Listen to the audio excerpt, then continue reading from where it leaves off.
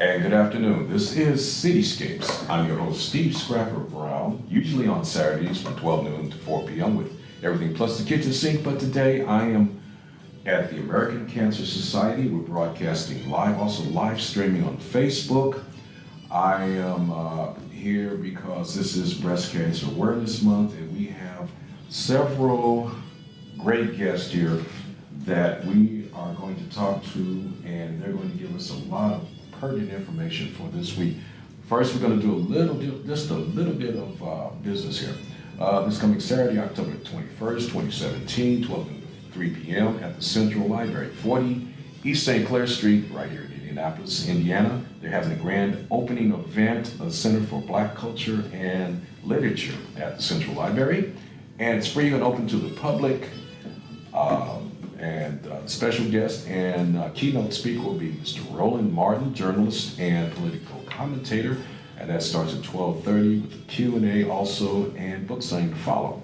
So this is going to be a keynote presentation. It's going to be a big event, and so let's get to what the things at hand, the subject at hand right here. I'm here at the American Cancer Society Central Indiana office, broadcasting live. And for the next hour, we'll be talking to many individuals who will educate us on a topic that touches nearly every single one of us. And I did say every single one of us. I'm talking about breast cancer. And joining me right now is Sarah Vivo, who is program manager with the American Cancer Society. Hello. Hello, how are you? Fine, how are you?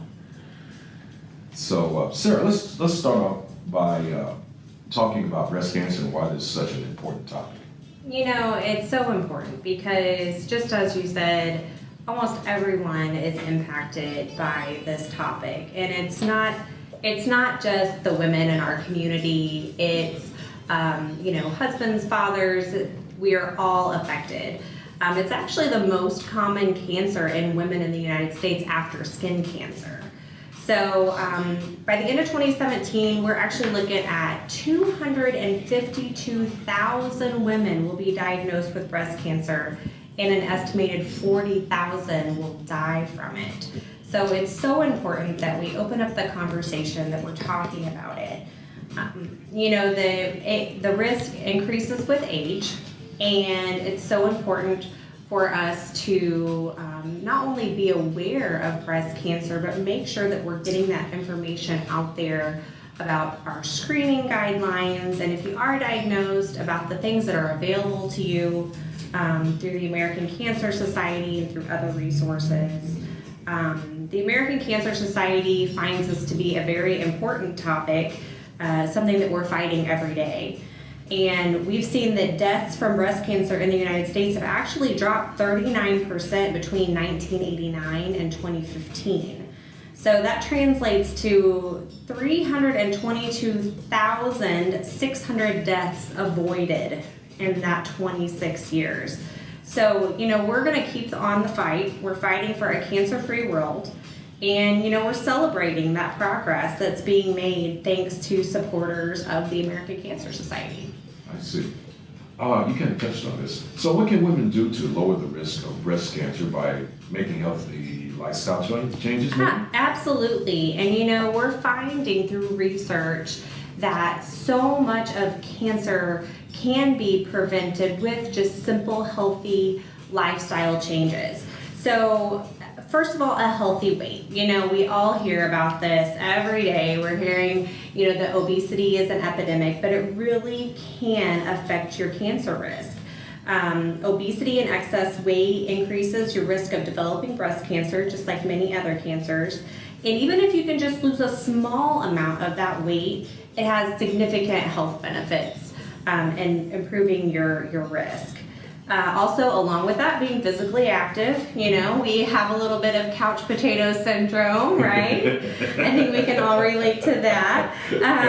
But growing evidence suggests that women who are actually getting out there doing some physical activity have a lower risk of breast cancer compared to women who don't get any exercise.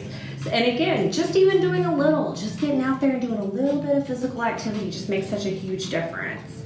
And then the other two things that, again, something that we're hearing all the time is just watching your alcohol intake and, discontinuing tobacco use if that is something that you're participating in. Many studies have shown that drinking alcohol increases the risk of breast cancer in women. And if you are going to have some drinks, we try to limit it to one a day. And then, avoiding tobacco. Quitting tobacco products is a huge way to reduce your cancer risk, not only with breast cancer, but in all types of cancer. I see. So, what does the American Cancer Society recommend as far as when it comes to screening? Absolutely, and screening is such an important part of detecting breast cancer because when it's found early and when it's small and it hasn't spread yet, it's so much easier to successfully treat. So we do have guidelines for screening for women who are of average risk. So every day, just walking around and you don't know about family history or genetic mutations, everyday risk. Women between 40 and 44 have the option to start screening with a mammogram every year, but really should talk to their doctor. But at 45 to 54 is when we really start recommending that mammogram every year. And then over 55, you have a decreased risk again, so we can switch back to every other year, or you can continue with the yearly mammograms and should continue as long as you are expected to live 10 more years or longer. And these are all things that you can talk about with your doctor, of course. And then, of course, if you have high risk, the screening changes a little bit. Because if you know that you have a family history or a genetic mutation or you've had radiation to your chest, these are all things that increase your risk. And so then we start recommending that you get an MRI and a mammogram every year starting at age 30 if you're one of those high-risk patients. So again, it's really important to know your risk and to talk to your doctor about it and make sure that you are following those screening guidelines because again, if we catch it early, it's so much easier to treat. Okay, we had a question here. We were talking about also that we're going to have some gentleman in here a little bit later who's going to talk to us about men and breast cancer. So we'll get to that. Also, while we're going to take just a little spot here because for those of you who might want to ask questions, we have a text line at 797979 and the keyword is Jazz City. The phone number here is 1-800-227-2345 and the website is cancer.org. Now, let's get to this next question. So we know that breast cancer touches about everyone. How is the American Cancer Society supporting people who have been affected by breast cancer? I am so glad you asked. This is my specialty here through Mission Services. And it is our mission to help anyone touched by cancer. We do have a 24/7 helpline, and that's the number you just gave there, the 1-800-227-2345. We actually received more than 1.2 million calls last year. Calls and live chats from concerned patients and also from just anyone seeking answers or support. So it could be a caregiver, it could be a family member. And we have specialists there that are there to answer those questions 24/7. So that is a great resource for people to know about. Also, we help provide rides to treatment. We have a program called Road to Recovery, where we have volunteers who sign up to take patients to their treatment. And we have lodging solutions as well. So if you need to travel to another city, another state for your treatment, we can help you with either our Hope Lodge program, which provides free lodging, or we also have hotel partners. And then we also have patient navigators who can help guide cancer patients to overcome their barriers to care. And we offer programs related to appearance-related side effects. So we have Look Good, Feel Better, which is a program for women who they learn how to take care of their skin, their makeup, wigs, to really regain their confidence as they're going through treatment. And then lastly, specific to breast cancer, we do have Reach to Recovery. It's a peer support service. So that entails women who are breast cancer survivors actually sign up to give peer support to newly diagnosed breast cancer patients. So we actually take someone who's gone through it and somebody who's newly diagnosed, and we put those people together to get that direct support. I see. So in addition to these vital programs and services, the American Cancer Society is involved in research, right? And so what is the Society's involvement in finding breast cancer's causes and cures through the research? And you know, so many people don't know about those other programs. They just think research when they think the American Cancer Society, and that's all right because we love research. We actually fund more than $64 million in breast cancer research and nearly $84 million in grants that apply to all cancers. So, and through these grants, we're investing in research to uncover strategies for more effective diagnosis, new treatments, new options for patients who don't respond to treatment. And we have a really successful track record. We like to identify those really bright early career investigators, and we take their promising ideas and support those. And we have funded 47 researchers who received a Nobel Prize. So we are very proud of our research track record. And those researchers have helped discover drugs that you now commonly hear of, like tamoxifen. So, and here in Indiana, we have 12 research grants currently spanning across many cancers, including breast cancer, and we are actually investing here in Indiana more than $6.2 million. So not only is it nationwide, it's here locally, and it's definitely something that we're really proud of. Very good, very good. Well, don't forget we have a text line for those of you who might have questions. The text line is 797979, and the keyword is Jazz City, all one word. And don't forget the number here is 1-800-227-2345, and the website is cancer.org. So we're going to take a short break, and we actually have a cancer survivor here, Jen Messer, and we're going to be right back with her. This is Cityscapes. I am Steve Scrapper Brown for Jazz City Radio. And good afternoon. This is Steve Brown with Jazz City Radio, and this is Cityscapes. We are here live at the American Cancer Society, and we're talking, and this is all in conjunction with Breast Cancer Awareness Month. And we are now joined by Jen Messer. Did I pronounce it right? Yes, that's correct. Okay, a 4-year breast cancer survivor, and welcome to Cityscapes. Thank you. So, when you were diagnosed with breast cancer, and when were you diagnosed with breast cancer? And can you tell us a little bit how your cancer was discovered? I was diagnosed in October of 2013. Mm-hmm. I had noticed a change in my right breast, and so I immediately called my family doctor and got in to see her. And she recommended me to go get a mammogram, and I was only 38 at the time, so I wasn't due for what would be routinely a mammogram until I was 40. So I did get a mammogram and an ultrasound, and they did a biopsy, and they did find that it was cancerous. So, did you have any family history?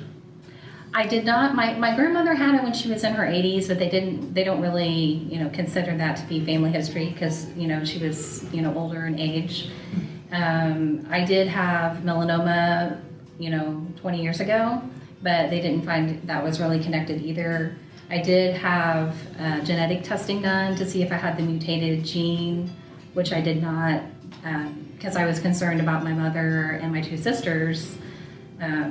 Potentially having the gene as well. But since I didn't have it, then they probably don't have it either. So, I just paid attention to my body, and when I noticed a change, I, went to my doctor immediately. So I feel that's why I'm here today. Okay. So, I see you're pretty comfortable about talking about this. Yes. So, what were your emotions when you found out, and then kind of the emotions that you went through when you were told that you have breast cancer? It was quite a shock. It was almost like a whirlwind. I was very upset about it, and I know I cried a lot. I did have a lot of family and friends that supported me, and as I kind of worked through it, then I realized I could make a change and be positive about it, and maybe help other women and men who've also had a cancer diagnosis to get through it. Okay, we had a question, and the question was about the MRI and let's see, if Medicare will pay for the MRI, and if not, does she know of any insurance companies that will? I don't know the answer to that question. I'm sorry. We'll get someone that can answer that question for us. Okay. So, how are you doing today? What was your treatment like, and how are you doing today? So before I decided to have a mastectomy, they knew that because of the size of my tumor that I would definitely have to have radiation. And once they had my surgery, they took one of my lymph nodes and found that the cancer had spread to one of my lymph nodes. So they decided that I needed chemo. So I did 8 rounds of chemo. And then I also had reconstruction at the time, and I had tissue expanders. And so I was getting those filled while I was going through chemo. And then I did 28 rounds of radiation. And I've had several surgeries, and it's been a really, really long road. But I'm doing very well today, and just trying to stay positive about everything. Wow. So what is it like for you to see thousands and thousands of people supporting you and other survivors and making strides against breast cancer events? It's very inspiring. It's very motivating. I love how everybody can just come together and support each other. I do feel like we're a community of survivors. So it's just a wonderful experience to see that. Okay. So what would you encourage others to do in this situation? I would definitely encourage everyone to listen to their bodies and ask their doctor, go to their doctors if they see a change or feel like something isn't right. I'm also encouraging everybody to come out this Saturday for the Making Strides Against Breast Cancer in Indianapolis. Mm-hmm. I'm a big supporter of that. As the year after I was diagnosed, I've started walking in this walk, and this year I'm actually a part of the planning committee. So I'm just very excited to see people out on Saturday. I see. Oh, for those of you who have insurance questions, you can contact the American Cancer Society at 1-800-227-2345, or also their website at cancer.org.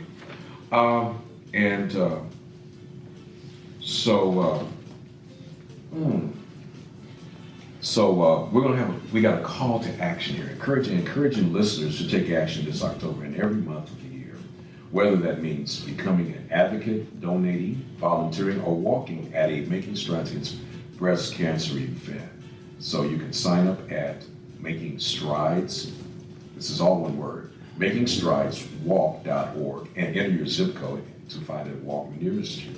And then you can also contact the American Cancer Society, of course, if you want to learn about ways that you can volunteer your time in 1-800-227-2345 or visit cancer.org. Jen, thank you so much for your time, and we're going to take a little short break, and we have others in these. We have just an incredible party going on here. So we have Tara Pinkins and Mike Caselli. Caselli. Okay. And they're going to join us here right after this short break. And this is Cityscapes, and I'm your host, Steve Scrapper Brown, on Jazz City Radio, where every city's a Jazz City Radio, bringing the world just a little bit closer, one song at a time. Thank you, Jen.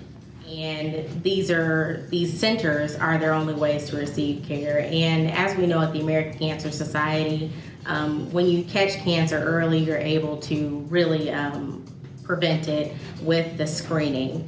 And so also the Change Grant has been able to provide more than 450,000 outreach and interventions with education. And then also they've contributed to more than 147,000 screenings, and that's all over the United States at low or no cost for the people that need them. And then also, because of the success of the program, the Crucial Catch has expanded from just breast cancer to include other cancers as well, like cervical cancer, colorectal cancer, and HPV immunization. I see. So there is an active Change Grant here in Indiana. Yes. Okay. Well, okay, now let's pass the mic over to Mike. Your turn. So, first of all, I think we should offer congratulations. And could you tell us a little bit about what Madison County Community Health Centers is planning to do with this grant? Sure. We're having a Crucial Catch event that will take place on October 28th in Anderson at the Mounds Mall with registration at 10 o'clock, and the event will go from 11 until 1. During the event, we'll have breast exams done by our providers from our health center. There'll be information that will be handed out. There'll be activities during the event. We have some models that we can show people how to test for mammograms. The providers will be there to actually examine people for breast cancer. They'll be able to sign up for cervical cancer examinations at our health center. So it'll be all encompassing to get people to, as Tiara said, make that first catch so that we can get it caught early. Right. So why was the Madison County Community Health Center selected for this grant, and what is the need in Madison County? Well, in Madison County, we're a federally qualified health center that's been around for 17 years. Okay. It was open to serve the uninsured and the underinsured. In Madison County, there are 40,000 people in Madison County out of 114,000 population that fall below 200% of the federal poverty level. So those are the people that are not likely to be able to get out and have the examinations. We have navigators on site that help people enroll into programs like the Affordable Care Act or the Medicaid HIP 2.0 programs that we have. And we've got a high a population base, like we've targeted 770 people for breast cancer in an age demographic of 30 to 74 years. And then our cervical cancer, we've got 1,876 people that may be identified for that, and those people from the age of 21 to 64. So it's a low-income population, and with our health center, we're in the center of the community, and we're able to reach a lot of those people. I see. So, Tiara, is this the first Change Grant awarded here in Indiana? Fortunately, this isn't the first Change Grant in Indiana. We did previously have a Change Grant with Raphael Health Center, and they had that grant for around 3 years and were able to assist upwards of 500 women with screening for mammograms. And so we're just glad to be able to continue this work with Madison County this year. So, very good. Once again, our text line is 797979. Keyword is Jazz City, all one word. If you'd like to ask questions, and if anything that you want to ask questions about we can't answer, we're going to direct you to the American Cancer Society number at 1-800-227-2345 and their website at cancer.org. So, Mike, Tiara, thank you so much. We're going to take a short break, and we have a gentleman here for the person that we're asking about how this works as far as men go. We'll have a gentleman who can talk give us a lot of information about it. So we'll be right back. This is Jazz City Radio, and you're listening to Cityscapes. I'm your host, Steve Brown. Thank you. Good afternoon. Once again, this is Cityscapes. I'm your host, Steve Scrapper Brown, usually on at 12 noon to 4 p.m. on Saturdays with Everything Plus the Kitchen Sink. But today I am host of Cityscapes, and we are here at the American Cancer Society in conjunction with Breast Cancer Awareness Month. And and while I'm thinking about it, let's thank Ashley Noonan for coordinating all of this. We need to give her a great big hand. And she is responsible for bringing all these different people in. And so we need to give her a great big hand. She's got applause going on in the background. She doesn't know this. And also, a little bit of information for everybody. This coming Saturday, October 21st, the Central Library is opening their Center for Black Culture and Literature, and starts from 12 noon, 3 p.m., and we will be broadcasting live from there. Yes, I'll be doing my show live from the Central Library. And this is 40 East St. Clair Street, Indianapolis, and special guest and keynote speaker is Roland Martin, journalist and political commentator, and that's at 12:30, and it's Q&A and book signing to follow. And it's free and open to the public, so expect the place to be packed. So come by and say hello to myself and all the on-air personalities that are going to be there for Jazz City. So joining me now is Hillary, and I'm going to work with this. Gozigan. Community Development Manager with the American Cancer Society, and Mr. Matt Jones, a Real Men Wear Pink candidate. So, Hillary, what is Real Men Wear Pink and how did it get started? Great, so I'm going to tell you a little bit about Real Men Wear Pink, but many people may not know that breast cancer doesn't just affect women, it affects men as well. About 2,400 men are diagnosed with breast cancer each year, and so are more than 252,000 of their daughters, wives, mothers, sisters, and friends. So breast cancer is a very pervasive disease, and for that reason, the American Cancer Society felt that we needed to do something to engage men in the fight against breast cancer. And so in an effort to create a unique platform to invite these men to show support for the important cause of breast cancer, for them to support their wives, daughters, sisters, friends, and also their fellow gentlemen who may or may not be diagnosed. The American Cancer Society started the Real Men Wear Pink campaign, which is a program that's aimed at engaging and empowering male community leaders. And each year we have between 25 and 30 men in the Indianapolis area that are Real Men Wear Pink candidates, like Matt, who's here with me today. And each candidate is charged with a fundraising challenge and competes to be the top fundraiser among the other candidates in their community by the end of the campaign. I see. Now we get to talk to Matt. So Matt, welcome. And tell us how you got involved with this program, and do you have a personal connection to breast cancer? Sure. Thank you. Actually, it's a story that I'm proud to tell with my involvement, throughout the American Cancer Society, and taking me back to 1981. I was 5 years old, and was first introduced to the American Cancer Society due to the fact that my mother had been diagnosed with Hodgkin's. And, through that, a lot of great things happened through that. A connection with American Cancer Society. My brother, at the age of 8, knew he wanted to get in the medical field to help people, and that's what he's doing today in Fort Lauderdale, Florida.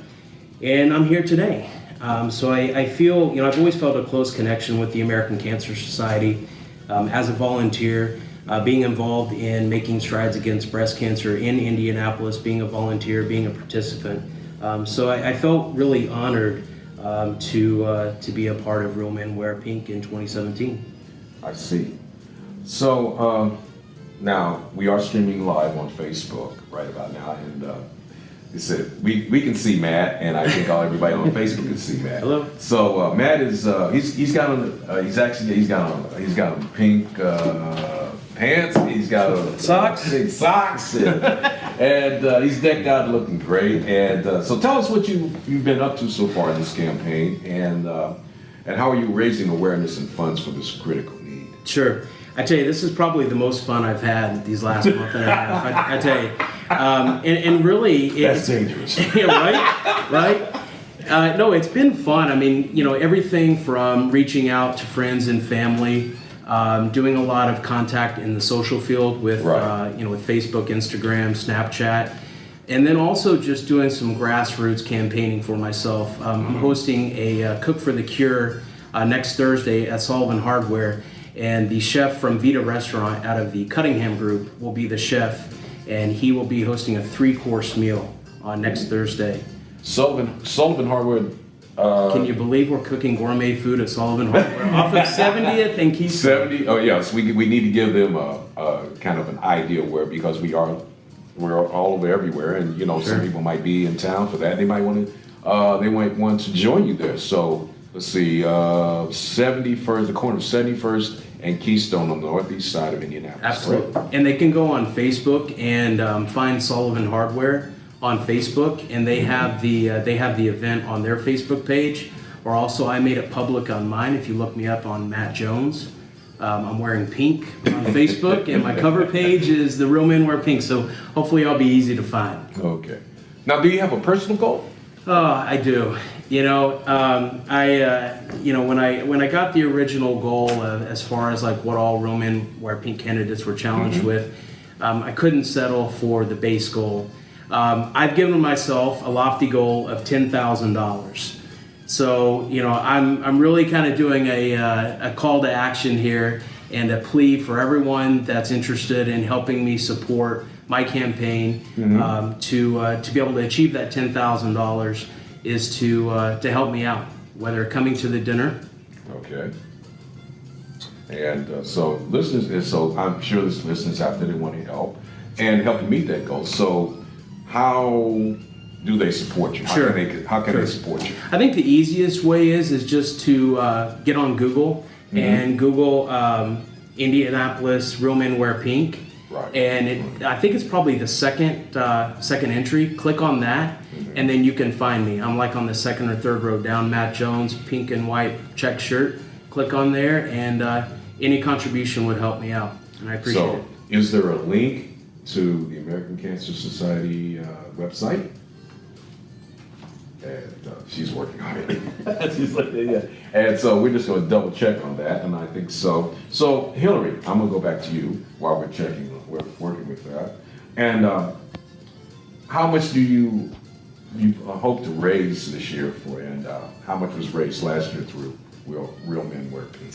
Yep, so 2016 was the inaugural year for Real Men Wear Pink in Indianapolis, and we had an amazing year, and $112,000 was raised here in Indianapolis alone, and close to $200,000 in the state of Indiana. So we're really excited about that. We're hoping to match at least that amount, but each individual man is tasked with raising $2,500. So if we reach that goal of each man raising that much, it's about $65,000, and we would absolutely love that. So like Matt said, any little bit helps. So we're very, very excited about our goal, and we're about halfway there. So Okay, there is a link, and it's Making Strides 2017, Real Men Wear Pink at A7ths, May.A7ths, that's AC, okay, Ashley's gonna help me out. It's main.acsevents.org/wear/pink.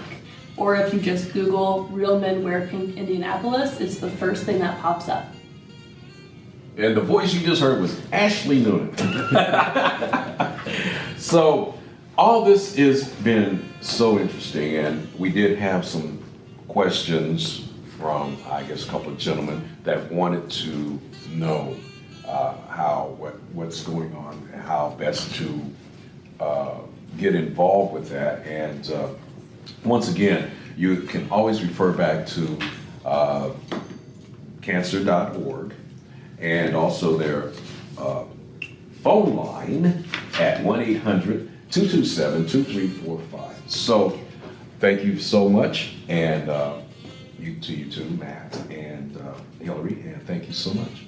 And we're going to take a short break, and we've got, I think, one more person that's going to come on and talk about breast cancer awareness, the different things going on for Breast Cancer Awareness Month. This is Jazz City Radio. You're listening to Cityscapes, and I'm your Steve Scrapper Brown. Thank you. So we'll be right back. Our survivor celebration. So we're there to celebrate breast cancer survivors, and this year they will actually take the field, and we'll have a group picture on the field as well as a victory lap around the bases at 8 a.m.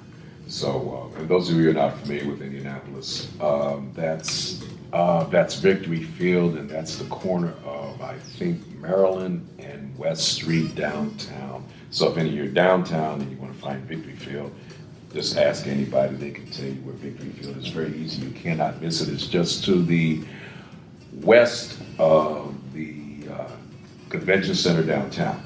So, and how many Making Strides Against Breast Cancer events are there? Nationwide, there are more than 250. In the state of Indiana, we have 8. Okay, all right. That's a lot of support.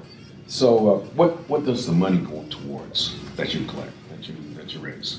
So the money raised through our Making Strides Against Breast Cancer walks goes directly to help breast cancer patients and to fund breast cancer research. We are the leading not-for-profit funder of breast cancer research. And so we're very proud of our selection process and those grants that get selected. But we also provide a lot of services to breast cancer patients to ease the burden during a breast cancer journey. Those things like emotional support, transportation to and from treatment, lodging if they have to travel far from home for their treatment. We provide free wigs, and a special program called Look Good, Feel Better that helps women to manage some of those changes that happen with their skin and hair during treatment to help them feel a little bit better about how they look on the outside so they can feel really good about the inside. I see. So if someone listening wants to get involved, what do they need to do? I would encourage them to go to our website, which is makingstrideswalk.org. They can put their zip code in, or you can even narrow down the search by adding /Indiana to the end of that. Okay. And it's easy. There's a pink button up in the upper right-hand corner that said join this walk, and they just register from there. It's just a few quick process, and they're registered and good to go. If they're unable to have access to the internet or get registered online, they can show up at 7:30 on Saturday morning at Victory Field and fill out a paper registration form. I see. So how much does it cost to go to Making Strides Against Breast Cancer event? So glad you asked. That's a great question. The American Cancer Society does not charge a registration fee for this walk. However, the donations that you make or that you ask others to do in support of you and your efforts are what's going to help us save lives. So they're critical, and we do have a lot of fundraising tools available on the website when you register online to make it really easy, and we even have a mobile app for your smartphone. Okay. So before you go, we have to, so there are those who maybe are not watching us, we're streaming live on Facebook, but we've got to talk about Beverly's outfit. She's got on pink sunglasses, and she has on a pink cape, and she has a t-shirt on that says Hope Hero and Making Strides Against Breast Cancer. And you got, maybe you can stay, I got the pink shoes too. Is there anything you want to add, Beverly, before we start talking about a call to action or anything like that? I guess if I could add, I would say the reason I'm wearing a cape is we have this really cool superhero theme for our events nationally this year. And so we consider our Making Strides Against Breast Cancer walkers Hope Heroes. And we had an incentive. If they registered early and fundraised $25, they got the cape. So I think if you come out to Victory Field, on Saturday, you'll see a lot of these capes like I'm wearing out there, and we do consider our walkers to be hope heroes because they are providing the hope that we need to make a difference against this disease. I see. So there's a call to action here. We're going to encourage everyone listening here to take action this October and every month of the year, whether that means becoming an advocate, donating, volunteering, or walking at a Making Strides Against Breast Cancer event. So you can sign up to walk at this is all one word too, at makingstrideswalk.org and enter your zip code to find the walk nearest you. Or you can contact the American Cancer Society if you want to learn about ways you can volunteer your time. And that's 1-800-227-2345 or visit cancer.org. Thank you, Beverly, so much. Appreciate it. Thank you for having me. Pleasure to meet all of you here at the American Cancer Society. Also want to thank once again Ashley Looney for putting all this together. And you are the communications coordinator or communications director? Communications director. Communications director. And once again, the number here is 1-800-227-2345, or of course you can go online and go to cancer.org. This is Cityscapes. I'm your host, Steve Scrapper Brown for Jazz City Radio. Don't forget about our live broadcast, live remote, here this coming Saturday at the Central Library, 40 St. Clair Street, 12 noon to 3 p.m., Saturday, October 21st. And keynote speaker will be Roland Martin, and yours truly will be doing his show live from there. So maybe we can get Roland on the show. What do you think, boss? Think we can do that? So once again, this is Cityscapes on Jazz City Radio. We are been here today with the American Cancer Society and with a focus on Breast Cancer Awareness Month. Thank you so much, and we'll say good afternoon to everybody. Bye now.